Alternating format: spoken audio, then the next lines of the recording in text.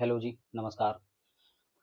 तो पिछली वीडियो में हमने 9 जो 12 घर होते हैं उनके बारे में डिस्कस किए थे। तो आज फिर से हम एक और एडवांस स्टेप लेते हैं कि ज्योतिष में और आगे क्या होता है। तो यहाँ पर हमने लिखा है 9 ग्रहों के बारे में। तो जैसा कि अभी तक हमने पिछली वीडियो में कई बार ये इस बात के बारे में बताया है कि 9 ग्रह हैं, 27 नक्षत्र हैं और कुंडली में 12 हाउसेस होते हैं, मतलब 12 घर होते हैं। उनको हम और अच्छी हिंदी में भाव भी बोलते हैं। तो 9 ग्रह हैं, जिनमें से हमने ये भी बताया था कि राहु और केतु ये सेलेस्टियल बॉडी प्लेनेट हैं, मतलब इनका भौतिक अस्तित्व नहीं है।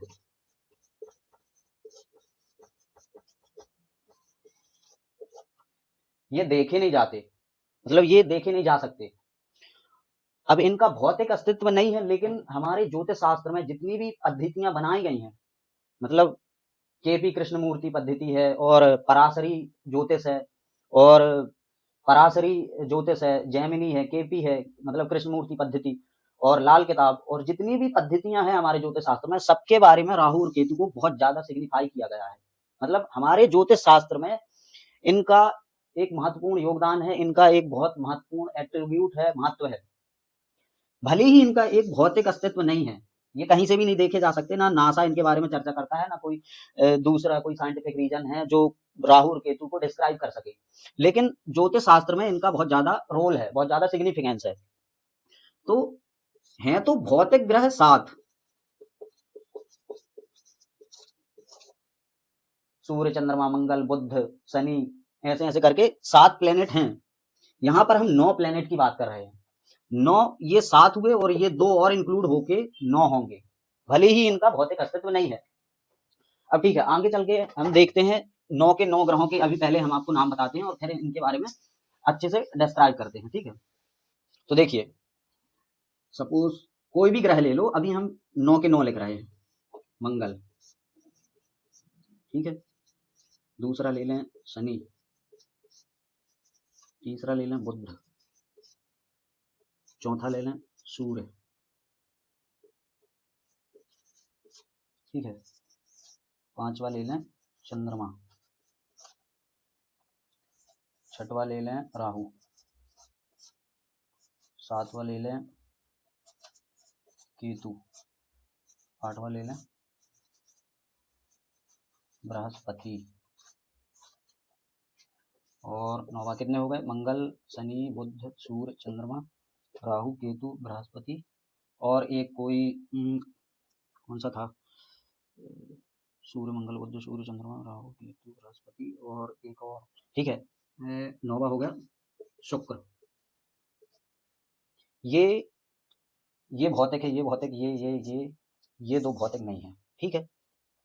अब एक बहुत ही ज्योतिष का एक इंपॉर्टेंट फैक्टर मैं आपको समझाने जा रहा हूं। आप महर्षि पराशर,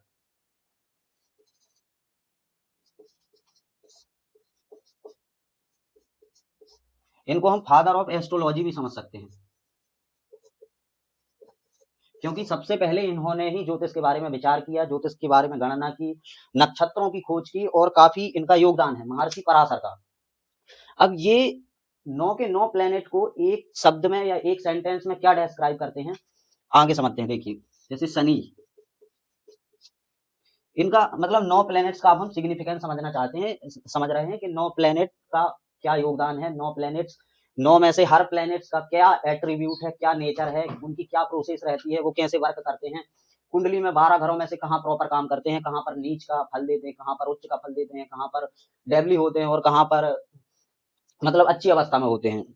तो अभी हम देखो शनि को अगर समझने की कोशिश करें तो शनि महर्षि पराशर क्या बोलते हैं? शोक, दुख, पीड़ा, निराशा, डिले, मतलब आप इसको डिले ही कहेंगे इसको, लेकिन इसको निराशा में इंक्लूड कर सकते हैं, किसी काम में देरी।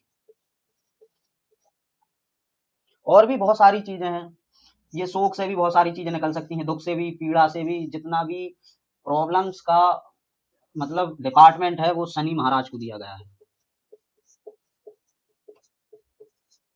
अब आप इतने में समझ गए होंगे। मतलब कोई आपको ये बोलता मिले कि शनि की दशा में अच्छे रिजल्ट मिलते हैं या फिर शनि की 7.5 में अच्छे रिजल्ट मिलते हैं, तो आपको इन शब्दों को नोट कर लेना चाहिए। ये शनि के एट्रीब्यूट हैं, शनि के ये नेचर है, ये शनि का ये नेचर है, मतलब ये नैसर्गिक नेचर है, नेचुरल, ये नेचुरल नेचर ही इसका, शनि का ये नेचर ही है, शोक दुख पीड़ा निराशा देरी, किसी काम में देर। ठीक है, आपने एक शब्द सुना होगा शनै शनै, लेट, ये यहां से मैच खा रहा, देरी। और क्योंकि शनि खुद ही डिले का कारक है, इसलिए इन सब का भी कारक शनि ही हुआ। और ये शनै शनै वर्ड भी यहीं से ओरिजिनेट होता है, यहीं से बनता है, ये शनि से ही बनाया गया है शनै शनै शब्द।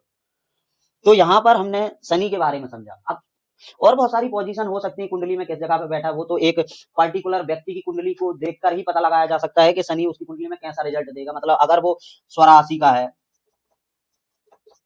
या उच्च राशि का है, तो यहाँ पर ये जो चीजें लिखी हैं ये काफी हद तक कम हो सकती हैं। अब ये स्वराशि और उच्च राशि क्या होती हैं ये आगे चल के हम डिस्कस करेंगे, लेकिन अभी हम मोटे मोटे तौर से ये बता सकते हैं कि ये जो शोक दुख पीड़ा निराशा देरी ये सब लिखा है, ये काफी हद तक कम हो सकता है अगर कुंडली में स्वराशि या फिर उच्च राशि में हो ये, या फिर किसी व्यक्ति की पर्टिकुलर कुंडली देखकर ही पता लगाया जा सकता है कि ये जो पॉइंट हमने लिखा है ये कितने हद तक उस पर अप्लाई होंगे और कितने हद तक नहीं होंगे। तो लेकिन अप्लाई होंगे, भले ही वहां पर 50-50% का अंतर आ जाए, लेकिन ये नैसर्गिक नेचर है, शनि का ये नेचर ही है। अब ये फंडा कहां से चेंज होगा, जब ये स्वराशि या उच्च राशि का होगा। हालांकि इनके बारे में हम आगे चल के ब्रीफली डिस्क्राइब करेंगे। ठीक है, अभी हमने शनि को समझा, एक प्लेनेट हम यहाँ पर लिख ले रहे हैं कि हमने शनि को समझा, एक हमारा कंप्लीट हुआ शनि। ठीक है, अब दूसरा हम किसे ले लें, मंगल को ले लें, मान लीजिए मंगल। अब महर्षि पराशर इसको क्या बोलते हैं, ये काल पुरुष का बल है, बल, ये ऊर्जा है, ये एंगर है, ये ग्रीड है, और ये लस्ट भी है, और ये फुर्ती भी है। और मोटे मोटे तौर से अगर हम समझें तो काल पुरुष की ऊर्जा है मंगल, ऊर्जा, बल, ऊर्जा, एंगर। जब ऊर्जा होगी तो एंगर का जन्म तो अवश्य होगा, तो इसलिए इसका भी कारक मंगल ही है, और ये ग्रीड का भी कारक है। और भी बहुत सारी चीजें हैं मंगल के पास। मंगल मतलब आपके शरीर में ब्लड है, ब्लड, ब्लड है मंगल, ऊर्जा है, ब्लड है। तो मंगल को एक मतलब एक हिसाब से भूमिपुत्र बोला गया है, भूमिपुत्र संभूतम, भूमिपुत्र। और भी बहुत सारे नाम है इसके, इलेक्ट्रिसिटी,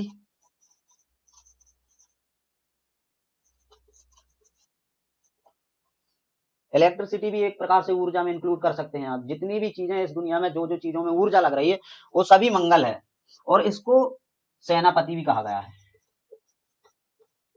कमांडर, आर्मी चीफ। तो ऐसे ऐसे आप समझ सकते हैं। अब इसकी भी स्वराशि होती है, इसकी भी उच्च राशि होती है, और हर प्लेनेट की एक स्वराशि होती है, हर प्लेनेट की एक उच्च राशि होती है। इनकी भी स्वराशि और उच्च राशि होती है, हम बताते भी चल रहे हैं। ठीक है, इसकी मंगल की 1 नंबर स्वराशि है, 8 नंबर भी इसकी मूल त्रिकोण राशि है, लेकिन स्वराशि ही मानी जाती है। मूल त्रिकोण मतलब उसमें वो और प्रॉपरली वर्क करता है। ठीक है, और इसकी 10 नंबर जो कि शनि की राशि है, ये इसकी उच्च राशि है। ठीक है, जैसे यहां पर हमने शनि को लिखा था, तो शनि की स्वयं की राशि 10 नंबर है, 11 नंबर राशि है, मतलब मकर राशि है और कुंभ राशि है। ठीक है, और इसकी उच्च राशि 7 नंबर तुला राशि। ठीक है, ये मेष राशि मंगल की स्वयं की राशि है, ये वृश्चिक राशि मंगल की मूल त्रिकोण राशि है, और ये 10 नंबर राशि मकर राशि जो कि शनि की है, और यहाँ पर मंगल उच्च का होता है। ठीक है, और भी बहुत सारी चीजें हैं। मंगल काफी और बहुत सारी चीजों से रिलेट करता है, और भी बहुत सारी चीजों का कारक है। मंगल हमारी कुंडली में भाई बहन का भी कारक है, ये भी नोट कर लेना। ठीक है, इतनी चीजें अगर आपको नहीं आ रही समझ में तो आप स्क्रीनशॉट ले सकते हैं। हर प्लेनेट के बारे में हम यहाँ पर लिख रहे हैं, हर प्लेनेट का एक स्क्रीनशॉट ले सकते हैं। चलिए आगे बढ़ते हैं।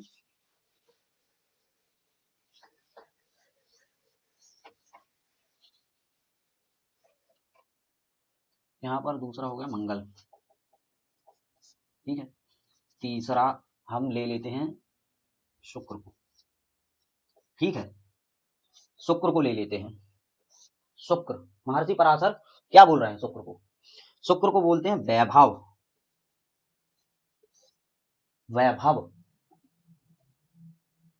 हमारे शरीर का वीर है, इसी से पूरी थ्योरी घूमेगी। ये वैभव भी उसी से रिलेटेड है। आकर्षण, ये भी इसी से रिलेटेड है।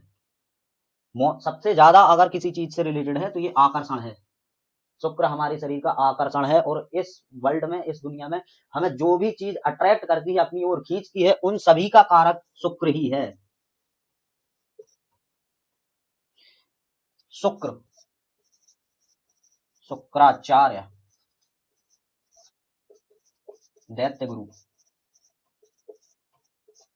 इनकी आप गूगल में लिखकर शुक्राचार्य की एक इमेज निकालना, इनकी एक प्रॉपर इमेज निकालना, जिसमें एक हाथ में वो एक घड़ा लिए मिलेंगे और एक हाथ में माला लिए मिलेंगे, ठीक है। मतलब मैं अगर आपको इनके बारे में अच्छे से बताऊं तो अगर आपको वो फोटो मिल जाएगी तो पूरी थ्योरी समझ में आ जाएगी शुक्राचार्य की। उसमें आपको क्या मिलेगा? उसमें पूरी फिलॉसफी ये है कि उनके पास राम और काम दोनों चीज हैं। मतलब काम मतलब लस्ट, वो हर चीज जो हमें विचलित करती है, लस्ट है, that is called lust. Each and everything who perceive other, that is called lust, ठीक है। दैत्य गुरु है ये, और इनके पास माला है और इनके पास घड़ा है, और उस घड़ा, वो घड़ा ये सिग्निफाई करता है इच्छाएं, इच्छाएं। और इच्छा का एक एट्रीब्यूट, एक पहलू ये भी होता है जो कभी समाप्त ही नहीं हुई, जो कभी समाप्त ही नहीं होती। अब इतना बड़ा डिपार्टमेंट है शुक्राचार्य के पास, इच्छाओं का डिपार्टमेंट। मतलब इन्हीं के हाथ में है कि आपकी इच्छाएं कैसी होंगी और इच्छाएं खत्म ही नहीं होती, ये बताने की कोशिश करते हैं भगवान शुक्राचार्य। तो घड़ा जो हाथ में लिए हैं, वो घड़ा ऐसा है जो कभी खत्म ही नहीं होता, मतलब कभी भरता ही नहीं। या तो उस घड़े में छेद है, या तो वो घड़ा ऐसा बनाया ही गया है कि वो कभी खत्म नहीं होगा। पर वो घड़ा क्या सिग्निफाई करता है? इच्छाएं, ठीक है। और ये आकर्षण का कारक है, ये वैभव का कारक है, ये लग्जरीनेस, जैसे हम सिंपल शब्दों में रहीसी, भोग विलास,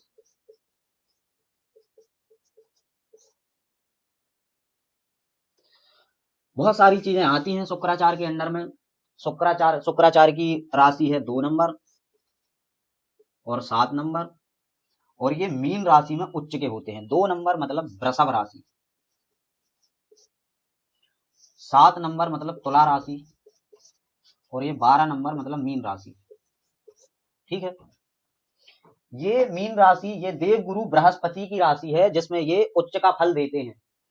अब आगे चल के हम और अच्छे से समझाएंगे कि ये शुक्राचार्य देव गुरु के अति मित्र हैं, मतलब दुश्मन है, पर इनकी राशि में उच्च के हो रहे हैं। क्यों हो रहे हैं ये आगे चल के समझाएंगे, क्योंकि इसमें भी बहुत बड़ी थ्योरी है। मीन राशि देवगुरु बृहस्पति की राशि है, जिसमें शुक्राचार्य उच्च के होते हैं। तुला राशि मूल त्रिकोण राशि है शुक्राचार्य की, और वृषभ राशि इनकी स्वयं की राशि है। मतलब ये दोनों स्वयं की ही राशि है, पर ये मीन राशि देवगुरु बृहस्पति की है, ठीक है। शुक्राचार्य को समझ लिया। अब हमने सूर्य, सूर्य के बारे में समझते हैं। इनकी राशि है, केवल इनके पास एक ही राशि है। हालांकि हमने पहले 2-3 वीडियो पहले इसके बारे में बताए थे कि सूर्य और चंद्रमा को एक ही राशि प्रोवाइड की गई है, और बाकी सभी जो फिजिकल प्लैनेट्स हैं उनको 2-2 राशि प्रोवाइड की गई है, और राहु और केतु को कोई राशि प्रोवाइड नहीं की गई है, परंतु वो किसी किसी राशि को अपनी मित्रवत राशि मानते हैं, उसके अनुरूप फल देते हैं, ठीक है। सूर्य की 5 नंबर से हैं, इनकी स्वयं की राशि है, लेकिन उच्च के ये होते हैं मेष राशि में, ठीक है, मेष राशि में क्यों उच्च के होते हैं हम पहले ही बता दे रहे हैं। सूर्य को आप एक राजा की तरह कंसीडर कर सकते हैं, क्योंकि ये राजा भी बोला गया है जन्म कुंडली में, राजा या पिता, क्योंकि राजा पिता के ही समान रहता है, इसलिए ये जन्म कुंडली में पिता का भी दर्जा दिया गया है सूर्य को। सूर्य बेसिकली सिंह राशि का अधिपति है और इसे राजा का दर्जा दिया गया है। और अब राजा क्या है, राजा पिता के ही समान रहता है, इसलिए हम अपनी जन्म कुंडली में पिता की कंडीशन देखने के लिए सूर्य की कंडीशन देखते हैं कि सूर्य की क्या स्थिति है हमारी कुंडली में। ठीक है, अब ये मेष राशि में उच्च का क्यों हो रहा, हालांकि इसके पास एक ही राशि है लेकिन उसकी उच्च राशि है मेष राशि, मंगल की राशि। क्यों हो रहा, मंगल को अभी हमने 2-3 मिनट पहले बताए थे सेनापति। सेनापति, अब राजा सबसे ज्यादा सेफ फील किसके साथ करता है, अपने आपसी आदमी से। आपसी आदमी कौन है, सेनापति है उसका, मंगल। और इन दोनों का तत्व सेम ही है, ये दोनों फायरी प्लेनेट है, दोनों फायरी प्लेनेट है। हालांकि 9 नंबर देवगुरु बृहस्पति भी फायरी प्लेनेट है, लेकिन इन दोनों की सबसे बेस्ट फ्रेंड है, मतलब ये दोनों बेस्ट फ्रेंड है मंगल और सूर्य, इसलिए सूर्य मंगल की राशि में उच्च का हो रहा। ये सेनापति है, ये राजा है, इन दोनों का कॉम्बिनेशन सबसे अच्छा बनता है और थोड़ा सा ये फायरी प्लेनेट भी मैच करते हैं। अब चलो आगे समझते हैं सूर्य के बारे में। सूर्य हमारी जन्म कुंडली में पिता बोला गया है, राजा बोला गया है, हमारा स्वाभिमान बोला गया है, कई कई मामलों में इसे घमंड भी कंसीडर करते हैं। ठीक है, और बहुत सारे रीजन है। शासन बोला गया है, मतलब गवर्नमेंट, और हमारा प्राइड, अब हमारी इज्जत, मतलब मान सम्मान, मान सम्मान का कारक सूर्य है। एक और, सूर्य 9 के 9 प्लेनेट में राजा ही है, हालांकि राहु कलयुग का राजा बोलते हैं ऐसा, पर सूर्य लीडर है, 9 के 9 प्लेनेट का लीडर है। और आपको पता होगा, भली साइंस ये बोल रहा है कि सूर्य प्लेनेट नहीं है, हालांकि उनकी बात भी सही है, उनकी बात पूरी सही है, लेकिन ज्योतिष भी गलत नहीं है, ज्योतिष भी उसको भी एक प्लेनेट की तरह कंसीडर कर रहा है, क्योंकि उसके बहुत सारे प्रभाव मिल रहे हैं, क्योंकि सूर्य भी तो रोटेट कर रहा है और हर प्लेनेट अपनी अपनी परिधि में रोटेट कर रहा है, ऐसा कोई भी प्लेनेट नहीं है जो कि अपनी परिधि में रोटेट नहीं करता हो। तो सूर्य एक हिसाब से और देखा जाए तो सूर्य ग्रह नहीं है, साइंस के हिसाब से सूर्य तारा है, सूर्य तारा है, स्टार है, लेकिन यहां पर हम इसको ग्रह के रूप में ही पढ़ेंगे आगे तक, भले आपको कहीं पर भी लिखा मिले, लेकिन ज्योतिष के हिसाब से इसे ग्रह में ही कंसीडर करेंगे, ये ग्रह ही है ज्योतिष में, पूरी ज्योतिष शास्त्र में इसे ग्रह ही माना जाएगा। तो आप आगे चल के कंफ्यूज ना हो, इसलिए मैं पहले बता दे रहा। ठीक है, यहां तक आपको समझ में आ गया।